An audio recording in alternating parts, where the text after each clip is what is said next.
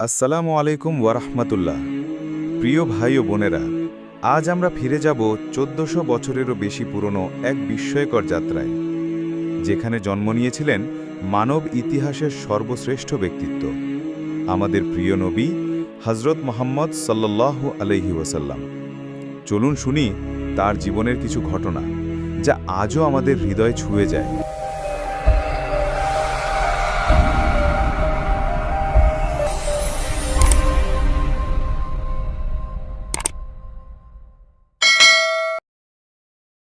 মক্কার মরুভূমিতে ৫৭০ খ্রিস্টাব্দে জন্ম নিলেন এক শিশু।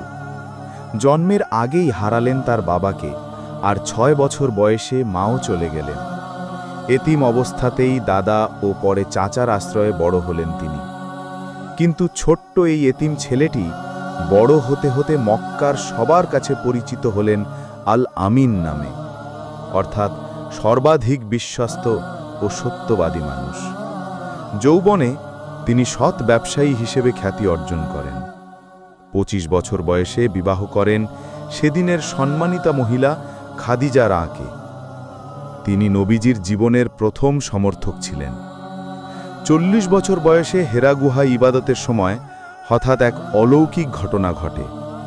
জিবরাইল আলাইহিস সালাম এসে বলেন, ইকরা, পড়ো। সেই মুহূর্তে শুরু হয় নবুয়তের যাত্রা। কিন্তু মক্কার কুরাইশরা সহজে মেনে নিল না।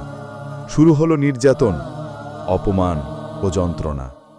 তবু নবীজি সাল্লাল্লাহু আলাইহি ওয়াসাল্লাম ধৈর্য ধারণ করলেন। তিনি সাহাবাদেরকে আল্লাহর পথে দৃঢ় রাখলেন। শেষ পর্যন্ত আল্লাহর নির্দেশে তিনি মদিনায় হিজরত করেন। সেখান থেকে ইসলাম ছড়িয়ে পড়ল দ্রুত। বদর, উহুদ, খন্দক নানা পরীক্ষার মধ্য দিয়ে ইসলাম শক্তি অর্জন করল। ৮ হিজরিতে মুসলিমরা মক্কা বিজয় করল।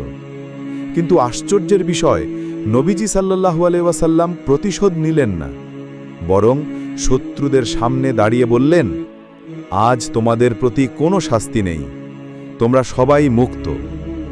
এটাই ছিল রহমতের বাস্তব শিক্ষা। বিদায়ের সময় তিনি লক্ষাধিক মুসলিমকে উদ্দেশ্য করে শেষ খুতবায় বলেছিলেন, সবাই সমান, কারোর ওপর কারো শ্রেষ্ঠত্ব নেই। নারী পুরুষের হক রক্ষা করতে হবে। কুরআন ও সুন্নাহ আঁকড়ে ধরলে কখনো পথভ্রষ্ট হবে না।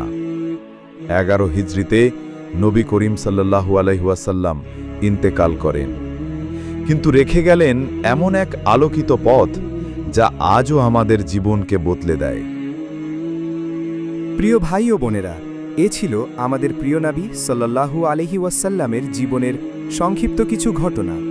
আসুন আমরা তার জীবন থেকে শিক্ষা নেই, তার চরিত্রকে অনুসরণ করি, কারণ তিনি ছিলেন সমস্ত জগতের জন্য রহমত। যদি ভিডিওটি আপনাদের হৃদয়ে স্পর্শ করে, তবে লাইক, কমেন্ট, শেয়ার করতে ভুলবেন না। আর আমাদের সাথে থাকতে চ্যানেলটি সাবস্ক্রাইব করুন। আল্লাহ আমাদের সবাইকে তার প্রিয় নবী সাল্লাল্লাহু আলাইহি ওয়াসাল্লামের সুন্নাহ অনুসরণ করার তৌফিক দিন। আসসালামু আলাইকুম ওয়া রাহমাতুল্লাহ।